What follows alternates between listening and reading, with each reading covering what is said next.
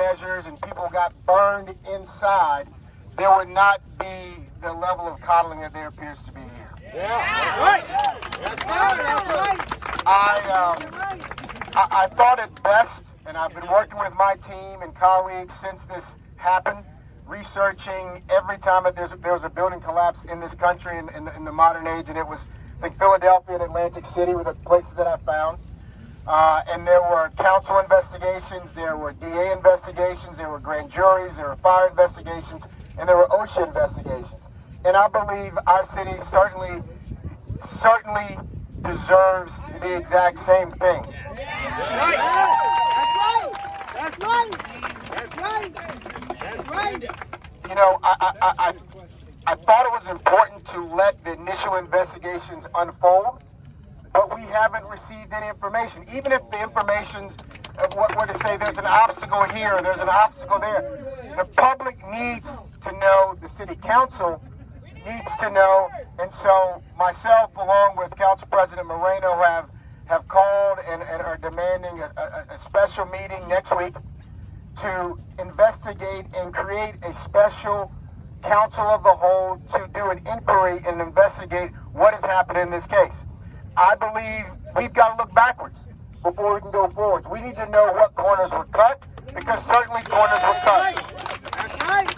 That's right. We need to know who needs to be held accountable, and they need to be held accountable. There's something also very important here.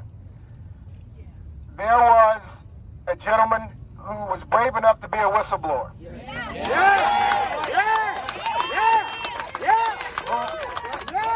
Who also is a witness to what happened here. He has valuable evidence to put on the record about what was going on the days leading up to that building collapsing. That's right. And the mere fact that a developer can hire someone to work on his job site, and then when safety conditions take lives and cause injuries, that person is just quickly whisked out of the country. I have a serious problem with that, because it sends a message to other witnesses who could potentially be whistleblowers to tell us what happened there to remain silent. That is not fair, and that is un-American. That's right. That's right.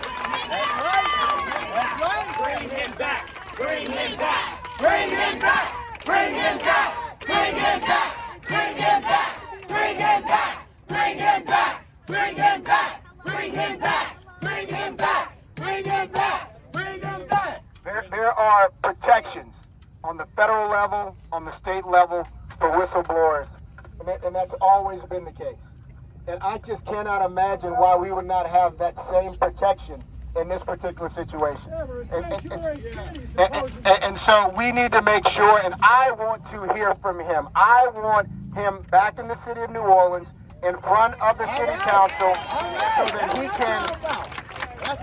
so that he can provide that valuable evidence that he was brave and willing enough to stand up and present. And it's also going to send a strong message to other people who have something to say about what happened on that side. So I just want to let you know that, you know, God knows I wish we did not have this issue.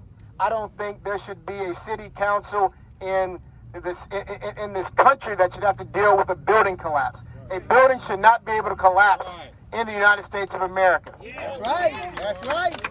That's right. And the purpose of this hearing is to make sure that we found out how this happened this time.